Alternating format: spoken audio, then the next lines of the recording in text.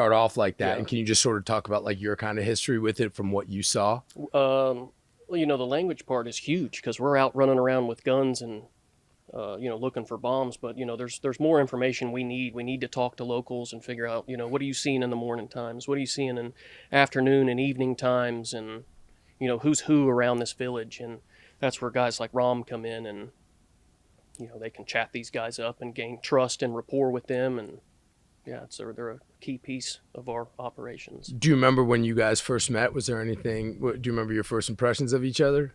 Absolutely, yeah. The first time when I just met my dear brother, I just call him my dear brother. He is more than my blood brother. It was in Marjah, a district of Appreciate it. Helmand province of Afghanistan. It was like in the midnight. I just like came from another post to their post. We just walked like 30 or 45 minutes. Then we arrived to the post where was my mission started from that day. So in the early morning, I just met Travis and also my other team Marines over there. It was the first day I met him over there, and my mission just started with them from there. And so when you guys, was that the first time you had worked with the Marines, or had you already been working with the Marine It Corps? was the first time. The first time. And yeah. what can you just, I mean, the best way you can, I mean, can you kind of like walk me through where that decision comes from? Like what made you want to get to work with them, and what was going on in your life in those days? Yeah, actually, before I joined Marine, since I just realized it and have experience about my country history, I just planned and decided with myself to go outside this country and just live in a peaceful area, not in darkness.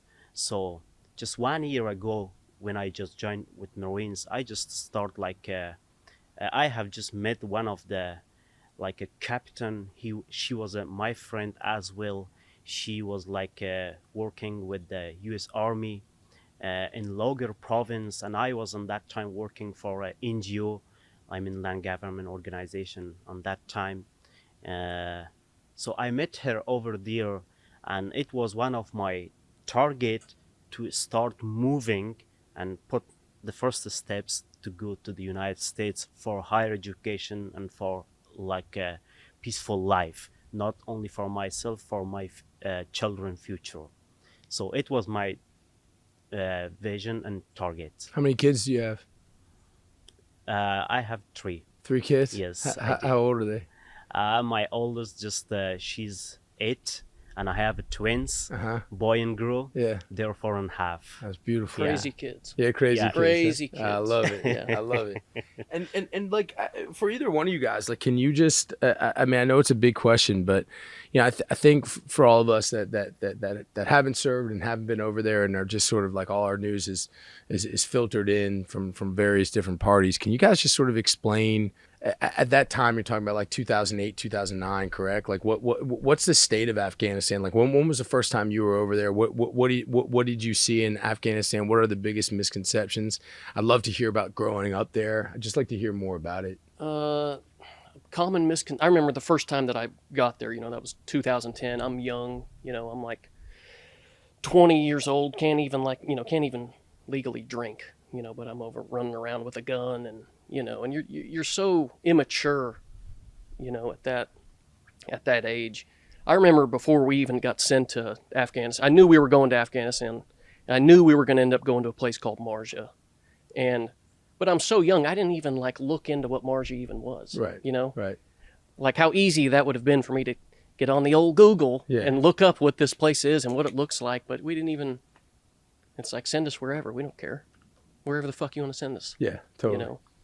And we show up over there, and Marjah, it's down south. It's like the agricultural hub in the country, and it's just farmland and poor people. That's it. You're expecting to see I guess it was hard for, you know, somebody at my age over there. What are we doing over here fighting in this farmland? We're surrounded by all these poor people over Right, here. right. Why are there Marines dying, you know, and Army guys dying every day? Like, what are we fighting over right now, you know? And then, you know, as the deployment goes on, you know, you start to build relationships in these little cities and villages, and you see these little kids running around, and, you know, they have nothing, you know, just absolutely nothing. So that was a wild thing for us to see at that age, you know. And when you engage with the Taliban, like when you engage with, you know, the enemy, while you're there, is it? I mean, because you hear about it all the time. Was it easy for you to sort of like decipher who was who, or were you able to get like garner some sort of understanding of what the Yeah. people of Marjah felt about the Taliban and what that relationship was? You know, I think from the people of Marjah, you know, from their mindset, from what I've gathered and witnessed, you know, they're just trying to survive. You know, they know that Americans aren't going to be there forever. We know we're not going to be there forever.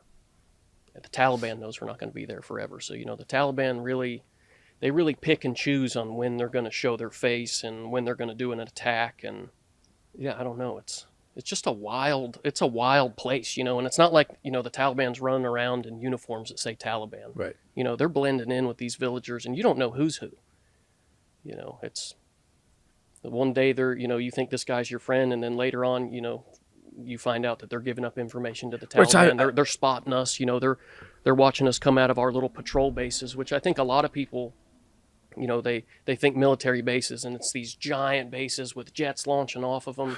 That's not where we were at. I mean, we were in somebody's house that we took over in the middle of the night and filled sandbags up and made posts in the middle of the night. You know, that's how we're living.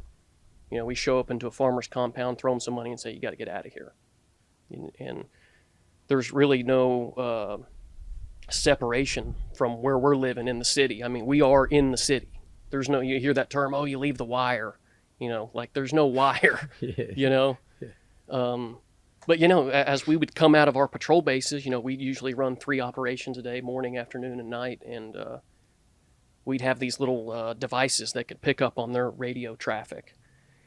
And guys like Rom would be listening to these devices and relaying to us, okay, this is what they're saying, this is where they're at, oh, they're planning an attack here. But you can hear them counting us and calling out where our weapon systems are. Oh, here's a long rifle over here, here's a machine gunner over here, you know. And it's crazy to hear that. You're like, holy fuck, like they're watching us, you know. You can't see them, and you don't know who's giving up that information. But, you know, a lot of times it's villagers that they'll pay off